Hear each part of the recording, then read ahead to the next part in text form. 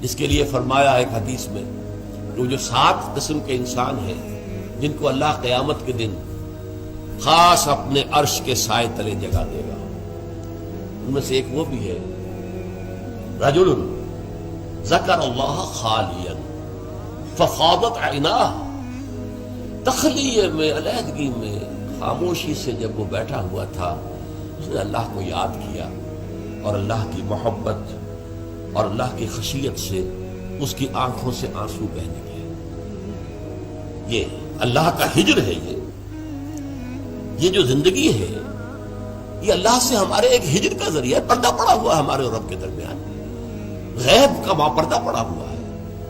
اسی لیے آپ نے دیکھا حضور پر کہ جب کیفیت تھی اللہم فی الرفیق الاعلی، بس اب مجھے اس دنیا سے کوئی غرض نہیں ہے، رفیق اعلی اللہ تعالی، اللہم فی الرفیق الاعلی۔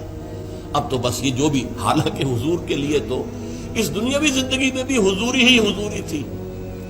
آپ فرماتے ہیں ابھی تو عند ربی، میں رات گزارتا ہوں اپنے رب کے پاس، وہ یطعمنی ویسقین، وہ مجھے کھانا کھلاتا پلاتا ہے۔ اس لیے کہ جب آپ روزے رکھتے تھے 2 دن کا روزہ، 3 دن کا روزہ، کہ شام کو افطار نہیں کیا بلکہ وہی روزہ رات میں بھی چل رہا ہے، پھر اگلے دن شروع ہو گیا وہ روزہ چل رہا ہے 2 دن 3 دن، اس کو صوم وصال کہتے ہیں۔ صحابہ کو آپ نے سختی سے روک دیا، مت، ہرگز نہیں۔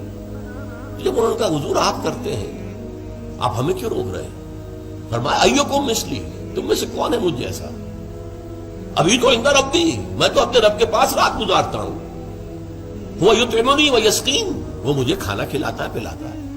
اب وہ کیا کھانا ہے کیا پلانا ہے وہ اللہ جانے، اس کا رسول جانے، ہم تو اس کا تصور نہیں کر سکتے۔ یہ معاملہ جو ہے تو اللہ تعالیٰ کے ساتھ وہ محبت، وہ لگاؤ، وہ تعلق، تو اگرچہ زندگی میں بھی حضور کے اور اللہ کے درمیان کوئی حجاب نہیں تھا، جیسے حجاب ہمارے ویسا تو نہیں تھا نا، جو بھی باریک سا پردہ تھا وہ بھی اب گوارا نہیں۔ اللہم فی الرفیق الاعلی، اب تو اللہ تعالیٰ ہی سے بس، جو رفیق ہے، بلند رفیق۔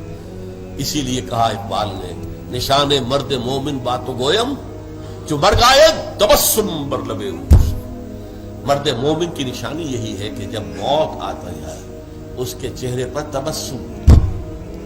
موت در حقیقت اپنے محبوب سے وصال کا دروازہ ہے، اپنے محبوب سے ملاقات کا دروازہ ہے، لہذا موت کے خوف کا کوئی سوال پیدا نہیں ہوتا۔ جو مر گائے تبسم بر لبے